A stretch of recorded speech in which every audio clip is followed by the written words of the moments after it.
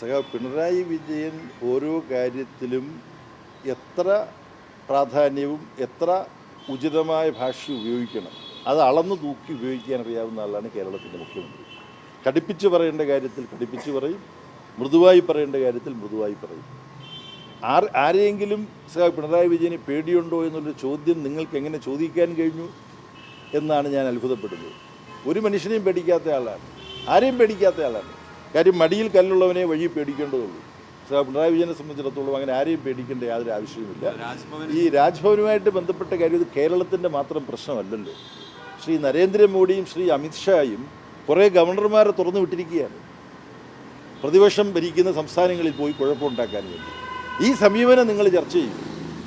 ഇപ്പം ഒരു കേസ് ഞാൻ കൂടുതൽ ചിലപ്പോൾ പറഞ്ഞു പോകും, അതുകൊണ്ട് നിങ്ങൾക്ക് നല്ലതധികം ചോദ്യം ചോദിക്കാതിരിക്കുകയാണ്. പക്ഷേ ഗവർണറെക്കുറിച്ച് ചോദിച്ചുകൊണ്ട് ഞാൻ പറയാം, ഡൽഹിയിലെ ലഫ്റ്റനൻറ്റ് ഗവർണറും ഡൽഹി സംസ്ഥാനത്തിൻ്റെ ഉദ്യോഗസ്ഥന്മാരുടെ മേലുള്ള അധികാരവും സംബന്ധിച്ചൊരു കേസ് സുപ്രീം കോടതി വന്നില്ലേ?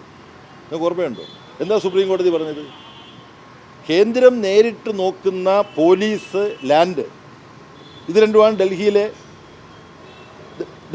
കേന്ദ്ര ഗവൺമെൻറ് കൈവശമുള്ളത്, പോലീസും ലാൻഡും.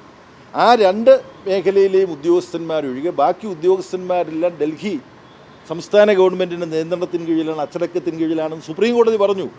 അത് ഭേദഗതിപ്പെടുത്താൻ ഓർഡിനൻസ് ഇറക്കിയവരാണ് ഈ പ്രധാനമന്ത്രി നരേന്ദ്രമോദിയും അമിത്ഷായും. സുപ്രീം കോടതിയുടെ വിധിയെ അപ്പോൾ ഗവർണർമാരെ പ്രതിപക്ഷ ഗവൺമെൻറ്റുകളെ ശല്യപ്പെടുത്താൻ വേണ്ടി, അവർക്കവിടെ ഭരണം നടത്താൻ പറ്റാത്ത വിധമാക്കാൻ വേണ്ടി ദുരുപയോഗപ്പെടുത്തിക്കൊണ്ടിരിക്കുകയാണ്.